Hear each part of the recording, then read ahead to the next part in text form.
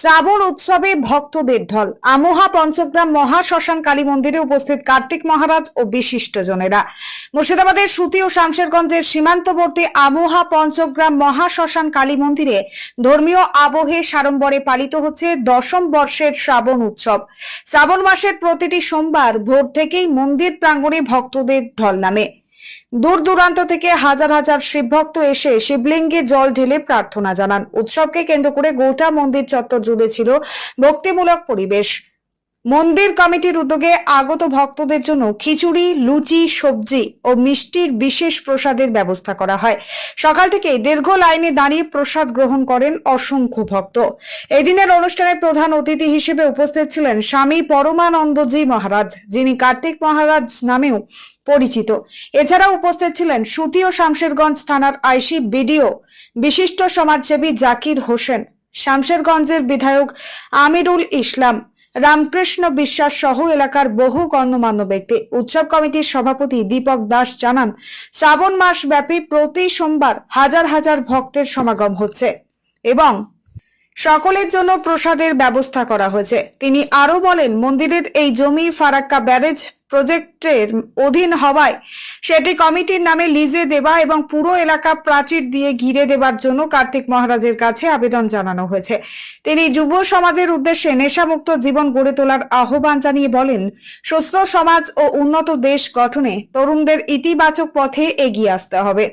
উৎসব কমিটির পক্ষ থেকে জানানো হয়েছে, আগামী 17ই আগস্ট পর্যন্ত এই শ্রাবণ উৎসব চলবে। স্থানীয় পুলিশ ও প্রশাসনের সহযোগিতায় নিরাপত্তার মধ্যে দিয়ে শান্তিপূর্ণভাবে অনুষ্ঠান পরিচালিত হচ্ছে। ক্যামেরায় সাহেব আলী, আমোহা পঞ্চগ্রাম মহাশ্মশান কালী মন্দির, মুর্শিদাবাদ। ছিল এখানে আমাদের শ্রাবণ মাস ব্যাপী আমাদের এখানে শ্রাবণী উৎসব চলছে। আজ তৃতীয় সোমবার। আজকে একটা আমাদের এখানে অনুষ্ঠান ছিল।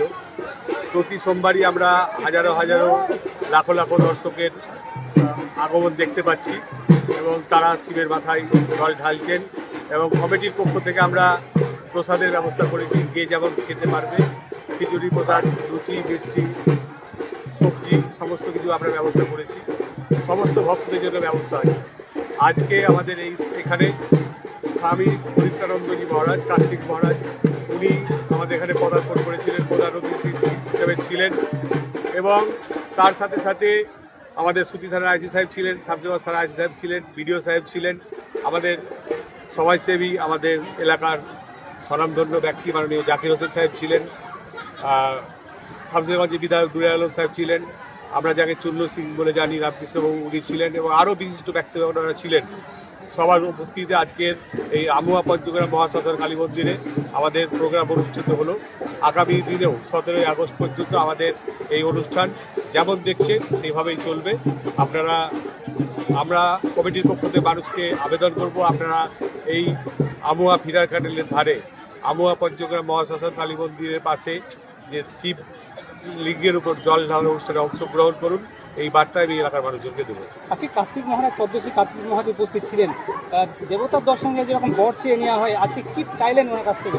আমরা বললাম কার্তিক মহারাজকে যে আমাদের যে এই জায়গা, এটা ফারাক্কা ব্যারেজ প্রজেক্টের জায়গা, এটা যাতে উনি লিজের একটা ব্যবস্থা করে দেন কমিটির নামে এবং এই এলাকাটা যদি ওনার কোনো সংস্থা থেকে বা সরকার থেকে প্রাচীর দিয়ে ঘিরে দেওয়া হয়, এই আবেদনই করেছি। এটা দিয়ে কত বর্ষ হচ্ছে? এটা 10 বছর। আস্তে আস্তে যে এত ভক্তের সমাগম, কিভাবে সামাল দিচ্ছেন? সামাল 5 গ্রামের মানুষ আছে, এলাকার মানুষ আছে, সবাই সর্বোচ্চ পরিশ্রম দিয়ে সবারই প্রচেষ্টায় এটা সুস্থভাবে চলছে।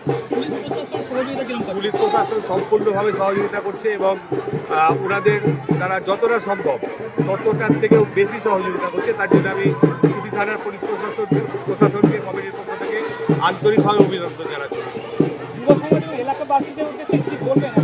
আপনারা তো শুনলেন, কার্তিক মহারাজ বলে গেলেন যে আজকের দিনে যুব সমাজের সব থেকে বড় বিপদ হচ্ছে নেশাগ্রস্ত হওয়া। আমিও সেটাই বলবো যে নেশা থেকে বেরিয়ে আসুন, সুস্থ সমাজ গড়ে তুলুন। আগামী দিনে পশ্চিমবাংলা তথা ভারতবর্ষকে গোটা পৃথিবীর মানচিত্রে সব থেকে বড় জায়গায় নিয়ে যান, এটাই যুব সমাজের কাছে আমার বার্তা থাকবে। আপনার নাম? আমি দীপক দাস, এই কমিটির সভাপতি।